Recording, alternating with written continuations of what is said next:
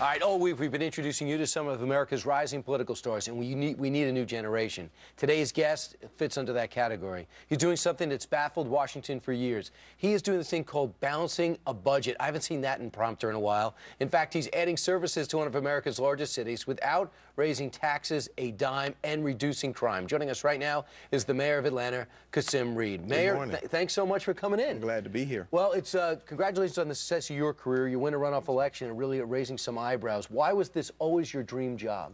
Probably because when I was 13, I met a man named Ambassador Andrew Young, who was the mayor.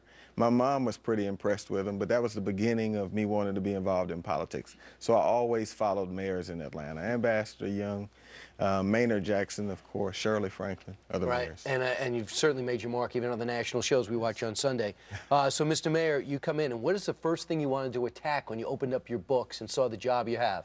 Well, the first thing we had to do was deal with our unfunded pension liability. We had about $1.5 billion unfunded. Join the club. This is the whole country. Yeah. But you know what? We were able to pass a pension reform unanimously with our labor unions on board. We will save about $270 million over 10 years, $500 million over 30. We took that cash. We hired 800 more police officers. Crime in the city of Atlanta is down 18 points since I've been in office. And we were able to open every single recreation center in the city using the savings by getting our pension. And the key is you got to go in there, you got to go to union leaders. You didn't try to break the union. You dealt with the union. Yes. And you said, hey, I got elected with union support. Now the mayors, now you have to go up to people that have retired, men and women, and you'd say what? Take less? Or lessen the increase on what you're going to be receiving the older you get? But one of the things that we did as a part of our solve was to protect our employees who were at home.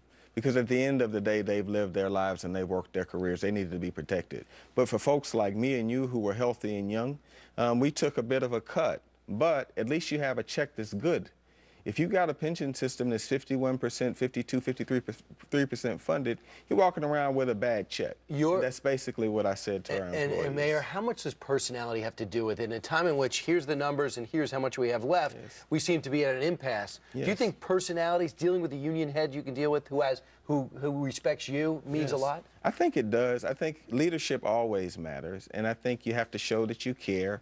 And I mean, at the end of the day, I'm never going to get an Atlanta pension. So what I was really trying to do is to protect the folks in the building who've been giving so much of their lives to the city. As a 44-year-old African-American, what has it done for your career hopes and dreams knowing that there was a 49-year-old elected the president? I think it's removed the ceiling, not just on my dreams, but on everybody, all people of color, and certainly in the white community. We all know that really the ceiling has been removed. If you're in the United States of America and you work hard, you're honest, hardworking, and do your best, you have a shot in the United States. We've just got to constantly work to make it and preserve that fairness in our system. Well, welcome to New York. Try to stay out of trouble when you're here. You could always call us, 1-800-FOX and Friends. All right. Should you get in trouble with traffic or subways.